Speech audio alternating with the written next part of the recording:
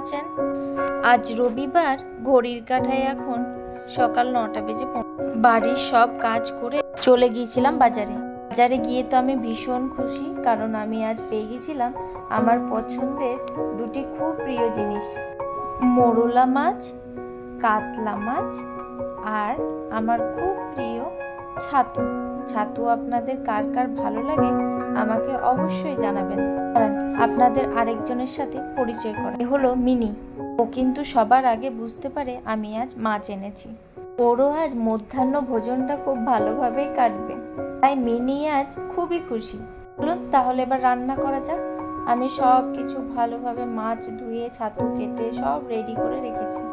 এবার মাছের মধ্যে নুন হলুদ মাখিয়ে দিলাম ভালোভাবে।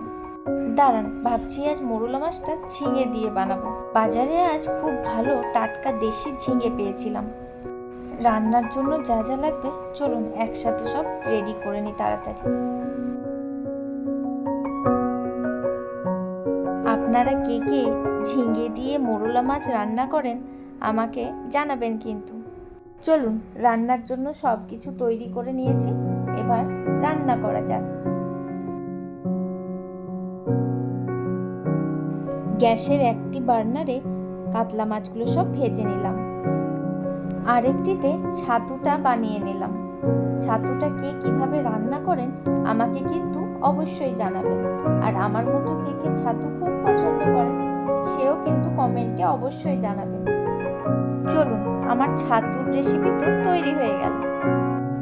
এবার মোরলা মাছগুলো সব ভালোভাবে অন্য একটি কড়াইয়ে ভেজে নেব। মোরলা মাছের জন্য আমি পেঁয়াজ, ঝিঙে, টমেটো, কাঁচা লঙ্কা আলাদা করে ভেজে কষিয়ে রেখেছিলাম। শেষে সর্ষে বাটা আর মাছগুলো ভালোভাবে দিয়ে কষিয়ে নিয়ে নামিয়ে নিলাম। তৈরি হয়ে গেছে আমার মোরলা মাছের ঝাল। খেতে কিন্তু খুব সুস্বাদু হয়েছিল।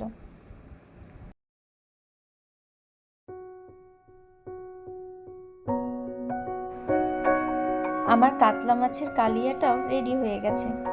চলুন তাহলে এবার মধ্যাহ্ন ভোজনটা করা যাক। ভিডিওটি ভালো লেগে থাকলে একটি লাইক, শেয়ার এবং অবশ্যই চ্যানেলটিকে সাবস্ক্রাইব করে দেবেন। ধন্যবাদ।